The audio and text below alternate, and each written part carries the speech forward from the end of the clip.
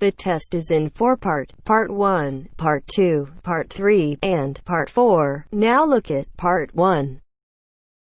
Part 1. You will hear a telephone conversation between a woman who is selling some furniture and a man who is making inquiries about it. First, you have some time to look at questions 1 to 5.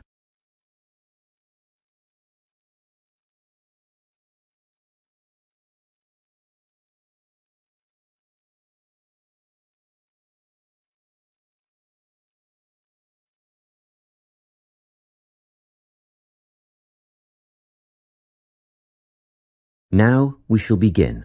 You should answer the questions as you listen, because you will not hear the recording a second time. Listen carefully and answer questions 1 to 5. Hello, Carolyn speaking. Hello, my name is Lincoln Faraday, and I'm ringing to see if you still have the bedroom furniture that you advertised for sale. Yes, there are 3 items left. 2 bedside tables and a dressing table. Oh, good. They're just the items I'm after. Tell me, what's the construction of the bedside tables? I mean, what are they made of? Well, they're a matching pair and they're made of wood. But the wood has been painted. It's not brown anymore. It's been painted cream. I see. Each table has a shelf and 2 drawers. Oh, and the drawers have square brass handles. Quite modern and quite nice, really. And what about the dimensions? Well, each table is 50 centimetres wide. That's good. Much bigger than that, and they wouldn't fit beside my bed. I live in an apartment where the bedrooms are quite small. What I really need to know is how tall they are. You see, my bed's quite high.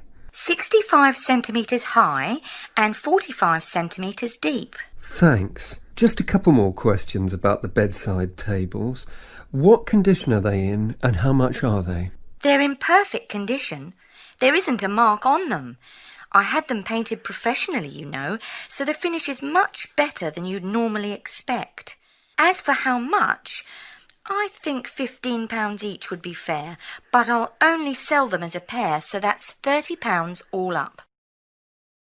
Before you hear the rest of the conversation, you have some time to look at questions 6 to 10.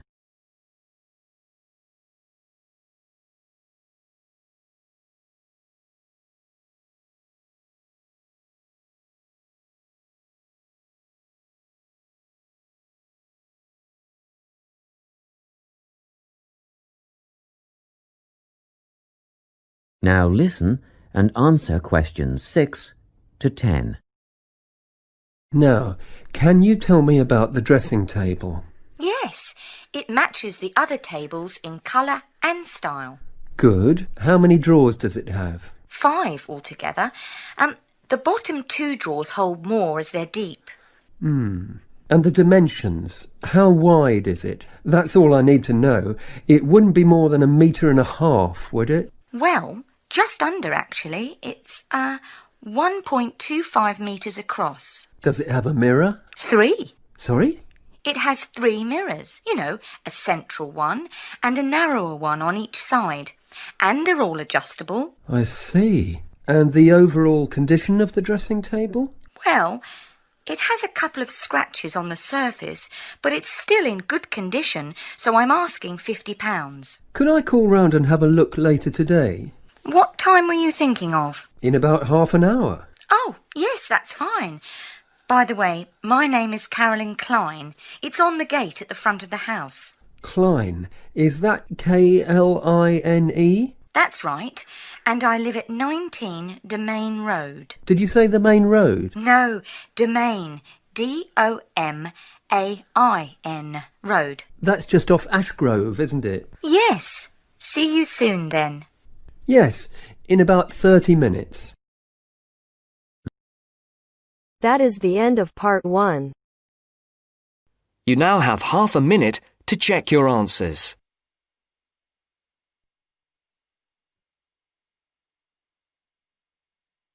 Now turns to Part 2. Part 2. You will hear a parent educator talking about childhood accidents. First, you have some time to look at questions 11 to 16.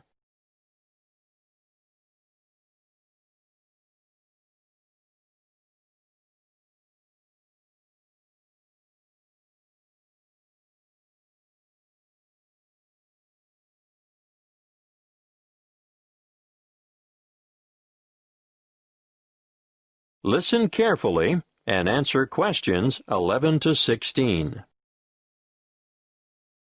I'm sure you are all aware that babies, infants, and children are exposed to an enormous number of potentially serious accidents all the time. Accidents where vehicles are involved are always awful, but particularly so when children are injured. Now, of course, most should never happen, but unfortunately, the casualty lists increase every year. It still surprises me that so many youngsters fall from shopping carts, for example. With small children, however, the highest proportion of accidents will occur inside the house or in the backyard. Many of the risks are obvious, but are often ill-considered, even in well-organized homes. Older children are exposed to a greater number, for they are also open to the hazards of the adult world. This should be kept well in mind by parents. Education is vital. There are some very good television shows which do the job quite well, but children should be educated from the moment they learn to crawl. And so I'd say the best teachers are parents, who can instill safety habits in the responsive minds of their children by constant repetition. In this way, they will gradually learn to avoid the danger zones. Of course, if they go to preschool, there'll be fewer hazards there, but I'm going to cover a few of the important household areas now. Firstly, kitchen hazards. The family kitchen is actually no place for a child, although children may spend a lot of time there with their mothers. All I can say is never leave saucepans on stoves with their handles jutting out. It's easy for little hands to seize hold of them, and adults can even catch themselves on them too. Scalding is a serious issue for grown-ups and children alike. If you are transporting dangerous items about the kitchen, always look to see where children are standing. Hot items are naturally high risk. Cooking with an infant at your feet can be very dangerous. Be careful with sharp and heavy objects as well. And not the least of dangers is treading on the child, or their hands or feet at any rate. Let's move on to poisoning now. An amazing number of household items are potentially lethal to babies but are often carelessly left around. Bleach, drain cleaner, and similar items should be kept out of reach of infants, who have no idea of their risks. And a word of warning here, never reuse juice bottles as containers for lethal fluids, and never leave these items within access of infants. Playground equipment deserves a mention too. Even in the most skillfully designed playground, accidents occur. We all enjoy the seesaws, but do make sure that they are evenly balanced. Personally, I don't understand the attraction of the roundabout. It makes me feel sick to my stomach, but the little ones enjoy the ride. Swings are great fun, but children just don't understand the danger of a swing suddenly coming back and striking a standing child. The results are often big bruises or even broken bones. Fractured skulls are the worst playground injuries I've seen, and these are common when young ones fall from a height such as the top of a climbing frame. I think the slides are much safer. Whatever your preference, though, be sure to keep a watchful eye on your children in the playground. Before you hear the rest of the talk, you have some time to look at questions 17 to 20.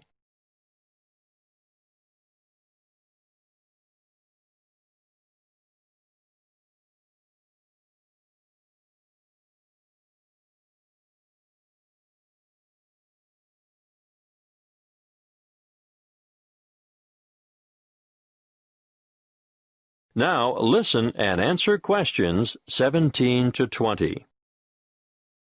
We're up to bath time now. You know that you should never leave a baby alone in a bath, because it's possible for babies to drown in a few centimeters of water. But how many of you have been tempted to go and grab the phone when it rings? My advice to you is to let it ring. And remember when you're filling the bath to put cold water in before the hot to prevent severe scalding, in case baby climbs in before it's ready. Moving on to electrical dangers, first of all, power points. These have a fascination for toddlers, and they'll shove things into the holes like hairpins, nails, screwdrivers, you name it. Points should always be fitted with protective plugs to prevent this. Teach children to respect all electrical appliances because they are all potential hazards. Do I need to mention cigarettes? Unfortunately, I still see parents smoking in spaces where their children have to inhale the cigarette smoke. We all know the dangers of secondhand smoke. But even leaving a packet of cigarettes within reach is dangerous because eating just one cigarette may poison a small child. If quitting the habit is too difficult, please ensure all tobacco products are kept out of reach and smoke outside. Lastly, given our cold winters, I need to warn you about heating systems. Open fires and heaters must be covered by protective devices. Even radiators and other sources of heat, which are attractive to children, can cause a nasty burn on sensitive young skin. Remember, there is never a good time to leave infants by themselves in a room where there is an unprotected source of heat. That is the end of part 2. You now have half a minute to check your answers.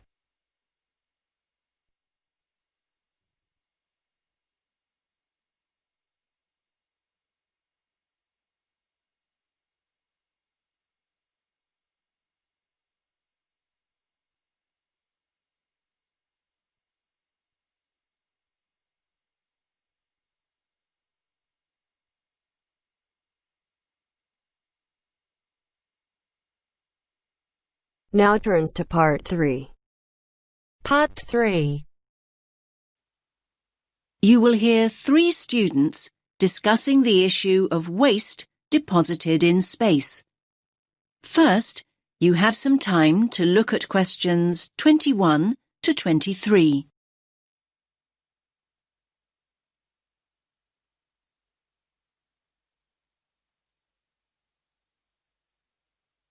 Listen carefully to the first part of the discussion and answer questions 21 to 23. Hey, did you manage to go to the talk by Dr. Chadwick this morning, Andy? I was there. What happened to you, Sam? My bike had a puncture. Seriously. Anyway, Ruth, I bet you took some notes. Can you fill me in? Sure. It was all about space junk. Really interesting, actually. I mean, I knew about how much rubbish humans are dumping here on planet Earth, but I had no idea how much junk there is flying around in space. Did you know that there are literally millions of pieces of rubbish orbiting the Earth as we speak? Not until now, I didn't. They reckon that around 100 tons of very small objects, like mainly dust, drops on Earth every single day. Yes, that's what she said. I thought space junk was all man-made. I can't believe they know so accurately how much is actually out there. Do they track and monitor it all the time? Yeah, they do. According to the talk, there are nearly 25,000 objects larger than 10 centimetres in diameter now orbiting the Earth. And what does all this space junk consist of? Isn't it all discarded parts of rockets that were either broken or left behind after space missions, like Apollo and all those spacecraft from years ago? Well, yes, but not only that. All other kinds of debris that we've dumped in space too. Anything from dead satellites to loose metal screws. There are even tiny particles of paint and liquid coolant. You now have some time to look at questions 24 to 26.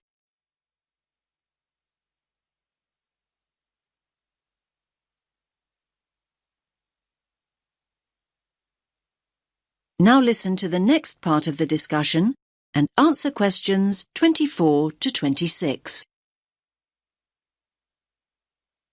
So who is to blame for depositing all this rubbish? Where does it come from? Well, I knew you were going to ask me that, Sam, so hang on. You can take some of my notes if you like. Thanks a lot. That's really helpful. Here, look. Over a third, 37% to be exact, comes from Russia. But other countries are close behind. Another third, well, just under actually, 29% is from America, and then 28% is from China. Yes, but other countries, like India, are adding to the rubbish pile. And don't forget the European Space Agency also has spacecraft in orbit. That's true. We're talking serious space junk here. Pretty serious, I'd say. So come on, what do you think are the chances of something solid dropping from space onto our heads? Good question. Everyone asked that. Dr. Chadwick said at least one piece of junk falls to Earth every single day. But look at it this way. Earth is a pretty big place, so actually the statistical chances of being hit are extremely low. You now have some time to look at questions 27 to 30.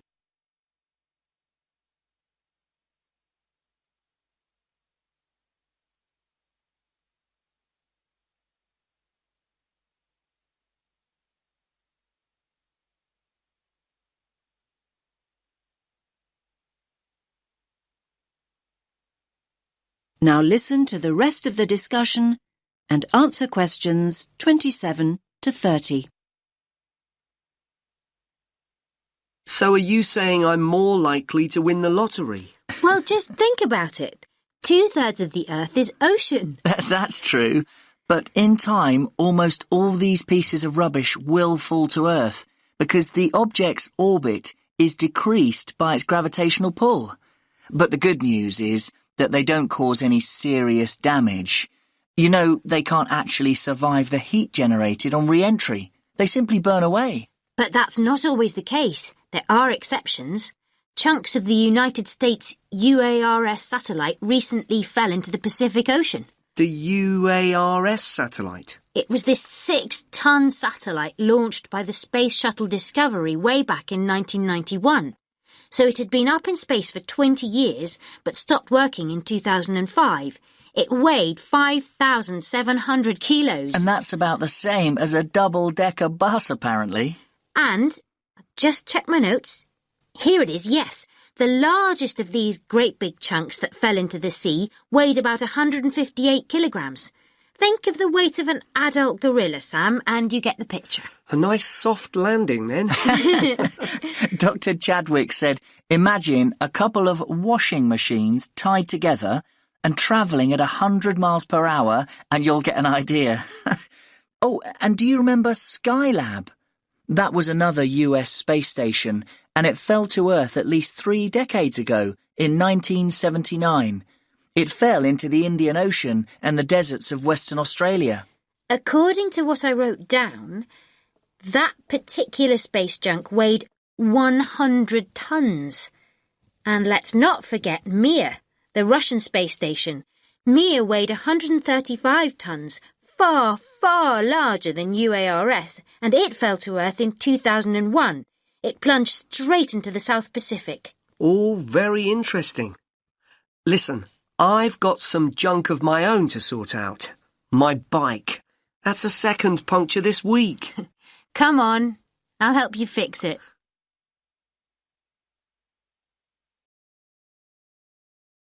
That is the end of part 3. You now have half a minute to check your answers.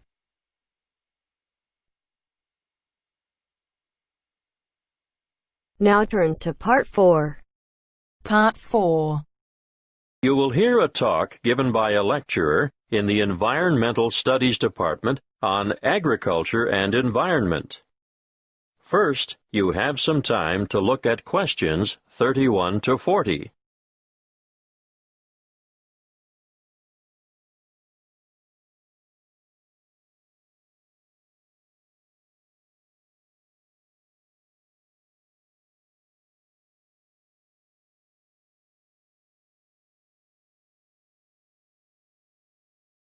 Listen carefully and answer questions 31 to 40.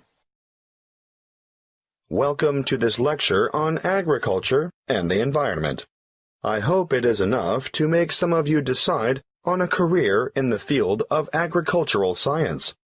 As you all know, food is a basic human need, and producing enough of it is the single greatest challenge facing the modern world. Developing nations have rapidly expanding populations, so agriculture should be central to any development agenda for those countries. What's more, 75% of people in the developing world are dependent, directly or indirectly, on agriculture for their livelihood. And for many low-income countries, it's the most important sector of the economy, accounting for 50% of GDP, and sometimes it's the primary, if not only, source of foreign currency. Now, of course, when I talk about agriculture, I am using the term to encompass more than just growing food crops. Of course, livestock farming, fishing, and forestry are included. In order to combat wide-scale food shortages, agricultural research programs are underway in many areas. Using science is one way to increase productivity. But, a word of warning, agriculture must also be sustainable. Let's look at approaches that are not sustainable.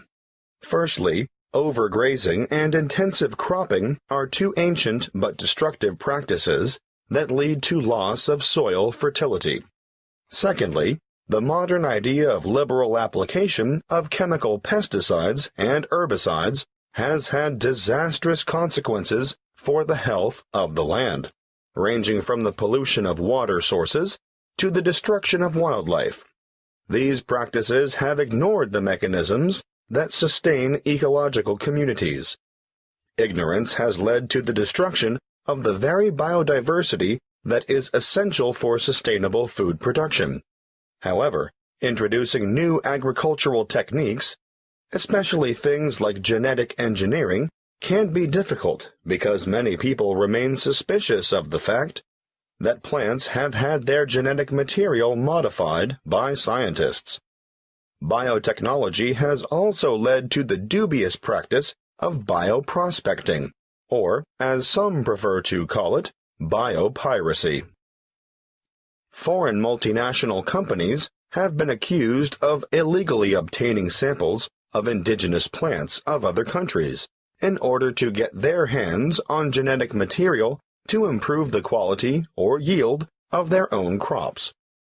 We must put aside the controversy surrounding the field of agricultural biotechnology in order to concentrate on the biggest threat to food production on this planet, which is, yes, climate change.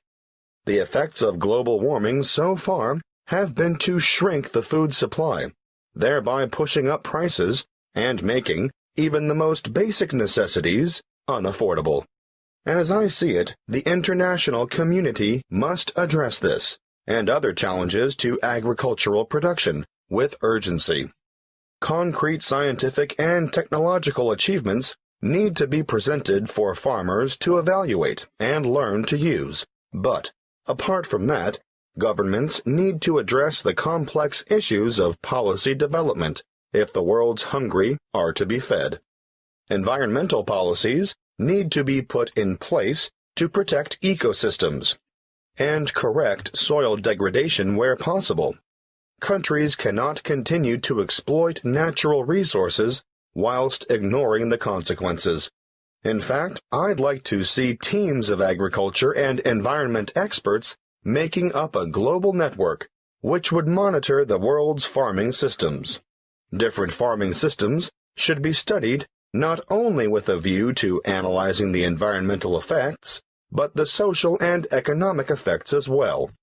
The studies would be carried out with a view to stemming pollution and erosion and promoting safe, cost-effective practices that will guarantee a secure food supply in the future. Monitoring sites would need to be set up all across the world and data collected in a systematic way. Of course, building the online infrastructure for such a project would cost millions of dollars, and there would be ongoing costs involved with the monitoring system. But the information gathered would go a long way towards solving the problem of feeding the masses and ensuring millions of people don't face a hungry future. That is the end of part 4. You now have half a minute to check your answers.